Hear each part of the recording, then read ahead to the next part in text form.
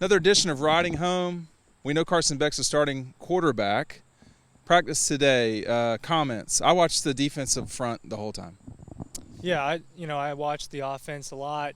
Look, running back is a hot topic today with Branson Robinson officially being announced as out for the season with a ruptured patella tendon. So Dejan Edwards, dealing with some minor injuries. Kendall Milton dealing with some, I don't know if minor is the word for their injuries, but it's a room that's thin right now and injured. And today, you watch Andrew Paul and Cash Jones. They're 1 and 2 in practice today, and look, they might be really talented players, but yeah, that's not good for the Georgia Bulldogs when you have all those scholarship running backs injured. You want everybody that you came to the party with, and right now they're down a few guys. We're going to see how long that lasts. We're 9 days away from it. Listen, the thing to me that strikes like that, you don't want guys out. You basically lost today. Your number 3 running back for the season, for the number 3 running back in your depth chart is basically gone for the year. We're going to see what happens with Paul. I expect Milton and Edwards. That won't be an issue. But you have fewer and fewer backs now. It's not great. Now, the thing I look at a lot, though, are the big guys, and that's what I spent most of my time watching today. The defensive line at Georgia is not so – there's no one player that like, oh, my gosh, but it's just so many of them. That's my thing about watching the D-line. I mean, what did you watch today? Yeah, I was looking at the offensive line a little bit just because the talk of the town this week from these defensive linemen just about how good this offensitive line is. And 3 of those guys were all SEC guys, or 4 of the starting 5 offensive linemen at Georgia. Yeah, preseason, these are guys, some of them being preseason All-American candidates, people like Cedric Van Pran. Amarius Mims, someone that a lot of people think might be the first tackle off the board in this upcoming draft. I mean, 6'8", I think he said 335 last night was how much he weighed, 70% body fat, running 20 miles per hour like we were talking about last week, running 19 miles per hour. I was looking at that side of the ball as well, but I spent a couple minutes looking at that defensive line too. I think Michael Williams is a guy that people keep pointing to as, is he going to be the one that takes the next step? Is he the game wrecker? That term's being thrown around recently, and Kirby said he's not sure that there's a game wrecker on the defensive line. I think that his players don't love that. And Warren Brinson, a guy last night who talked about that. So there are plenty of guys. We talk about the defensive line room maybe not having a game record. We talked about the running backs a little bit different now with injuries, but we're talking about position rooms. These players are no scrubs, and we're talking about them as weak points. I think it tells you a lot about where Georgia's just at as a program. Hey, you can see the new setup here. Our friends at EkoPoly is a Georgia company. They make this in Georgia. We're outside. We're going to do a few of these outside for the time being, just showing you what your backyard can look like. These are bar stools, excuse me. It lines up perfectly with this table, which is an elevated table. Redo and relax with recycled high-end outdoor poly furniture made in Georgia, not in the United States specifically, in Georgia, okay, in Dodge County. So the other thing is, too, and I know this from shopping this summer, this has got a 20-year warranty on it, man. And one of our friends just left and said, that does not look like it's going to have a problem outside, and it's not going to. So EkoPoly is sustainable comfort made in Georgia, EkoPoly.com. We're going to have the link is right down below to check some of that out. I want to check out, I mean, when you watched Carson, I did not see Ladd McConkey today. I did not see him either. When I noticed I didn't see him, I looked around. I didn't see him with that injured group of players either. That players like Kendall Milton and Dejan Edwards were hanging out in the corner doing their own drills. And I didn't see him inside either, where sometimes the injured players are working out. So in the air conditioning. In the air conditioning, yeah. So no eyes on Ladd McConkey from either of us. It could be a number of things. But that doesn't mean, Ryan, that for sure there's a problem. We don't know that. No, we don't know that yet. You can rest your foot. Yeah, on the no, poly. there is. Rest your foot on the poly, man. This is a nice table. Go ahead. You look at that wide receiver room in general, and just watching them, they're loaded. They've got all sorts of different types of weapons. That's no different from last year, just a couple of different names. Dominic Levitt, someone we heard from today, I think he's going to be an impact player for Georgia. I think that we've talked about that a little bit over this offseason.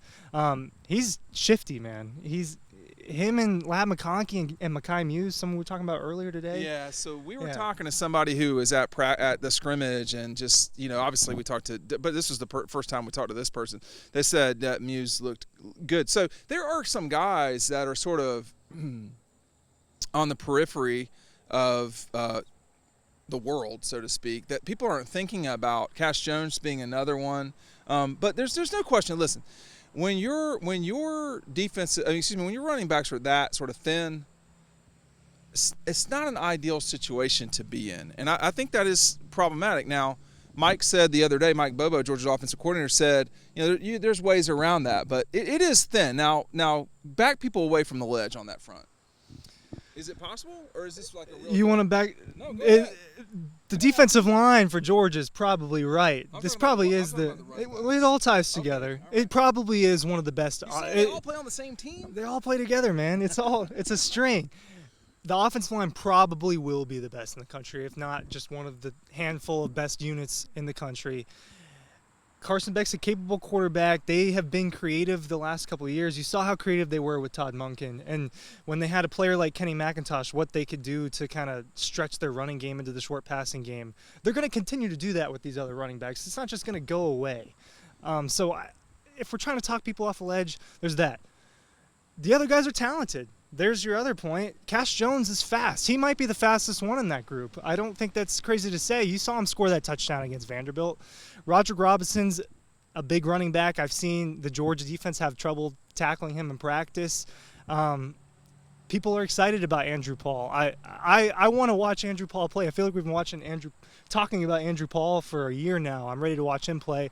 You see him make plays in those highlight films that they have of the scrimmage. So they have players. They may not be as experienced as you'd want them to be, especially when you're making a run at championships. Yeah, the big thing is you just don't want to lose guys. That's one of the biggest things is let's not lose guys. And the more guys that are, when guys get hurt, there's a natural urge to, really be concerned. On Saturday, when Kirby talked with some former players that were at the scrimmage, he said, hey, we got like 9 or 10 or 11 guys out. Well, now we know Branson's out for the season. And it's not like, I think if Xavier Truss was gone for the year, people would freak out about that. But it's the running back part that's really bothering people. Yeah, I think part of that is just because of the history of running backs at Georgia, the sentiment of RBU. I think that goes into a little bit as you deal with that off camera, on camera. But it's a position that gets looked at and talked about more because there are stats and they score touchdowns. Xavier Truss doesn't score touchdowns, so that would be a different situation. But the room in general is one that. Well, they don't have Nick. They don't have those Todd. Kinds of guys. They don't have those kinds of guys. They don't have a DeAndre Swift that we know of. Oh, definitely. So I think that's the concern is, do you have maybe a star type player in that room? I don't think that they need to have a star to win all of these games in front of them. You would like to have a higher level of play at that position, but look, whoever's healthy is going to play, but we're still 10 days away. So as far as Kendall and Dejan go, they might be ready week 1. We don't know that yet. I just want to say real quick, and Kirby did not discuss Edwards today, but if it's what's rumored to be out there, that is not a serious injury. But he's an important player for them, and over focusing on the injuries, which we've done effectively. Congratulations to you and I. I do want to touch just real quick on the front 7 because when you're watching that group. There are so many of them, and the bodies just keep coming. Darius Smith is like way down the line. Marvin Jones is up there, and Chaz Chambliss usually goes first. I want to see that it's going to be hard to beat Georgia if you don't score on Georgia. And like Chaz might not be ideal against Ohio State, but I don't want to undersell Chaz, but like these guys are he's not the shortest. His length is the most restricted. I don't know what the opposite of length is. He's got the shortest wingspan. The rest of those guys are out there, man. we're not talking about normal human beings. No, we're talking about Darius Smith and Yeah. Marvin Jones Jr.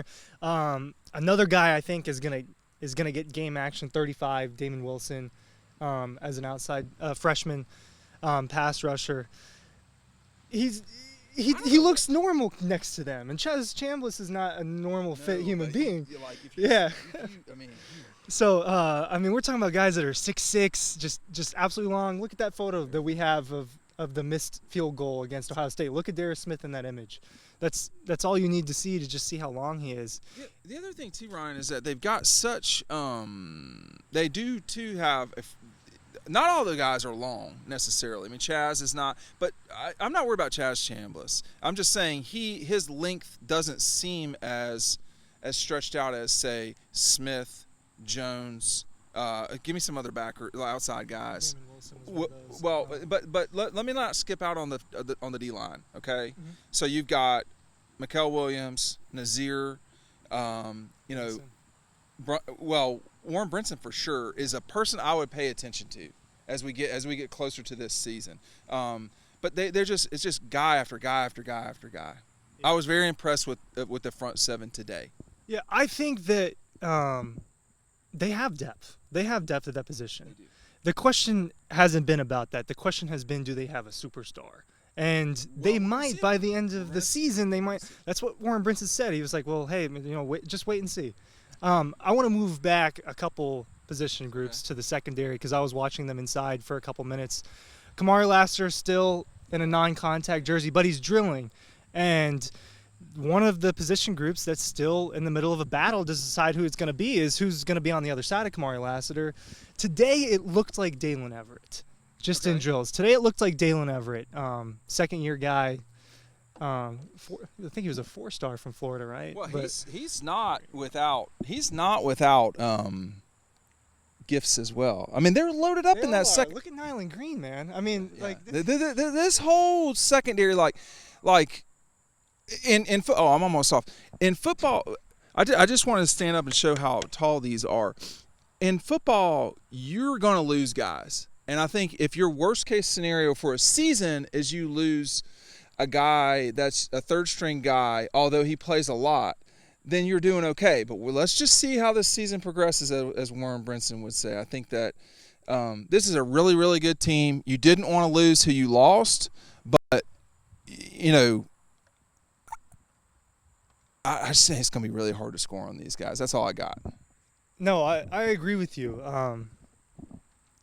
Just, again, maybe more than third straight year, just the defense is just so fast, so physical. They're just recruiting different animals, man. There's no other way to put it. I think you're going to see a lot of guys on this defense contribute in a big way. And they don't consider just those 11 players to be the starters. They consider everyone who plays significant downs to be the starters. And there are definitely more than 11 starters on this defense. All right, thanks for watching Riding Home. We'll see you on the next video.